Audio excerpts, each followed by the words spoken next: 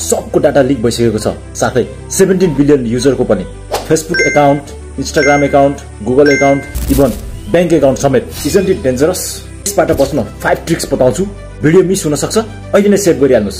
Tricks number 5, सबैभन्दा पहिला आफ्नो ओल्ड एन्ड विक पासवर्ड अहिले नै चेन्ज गरिहाल्नुस्। पासवर्डमा स्पेशल क्यारेक्टर युज गर्नुहोस्, सिम्बल युज गर्नुहोस् कि बेसिस युज गर्नुहोस्, तर युज गर्नुहोस्। 4, अब आफ्नो फेसबुक एकाउन्ट होस् या इन्स्टाग्राम एकाउन्ट होस् या गुगल एकाउन्ट नै किन नहोस्, अहिले नै 2 फ्याक्टर एथेन्टिकेसन अन गर्नुहोस्। नम्बर 3, हरेक प्लेटफर्मको एउटा ब्याकअप कोड हुन्छ, त्यसलाई अहिले नै सेभ गरिहाल्नुहोस्। 2, आफ्नो एकाउन्टमा आफ्नो बायोमेट्रिक अहिले नै एड गर्नुहोस्। द लास्ट नम्बर 1, जुन सबैभन्दा इम्पोर्टेन्ट छ, कुनै पनि लिङ्कमा भुलेर पनि ट्याप नगर्नुहोस्, चाहे आफ्नै क्लोज फ्रेन्ड होस् या ओल्ड फ्रेन्डले पठाएको किन नहोस्। यी 5 इम्पोर्टेन्ट ट्रिक्सहरू साथीहरूलाई पनि सेयर गरिहाल्नुहोस्।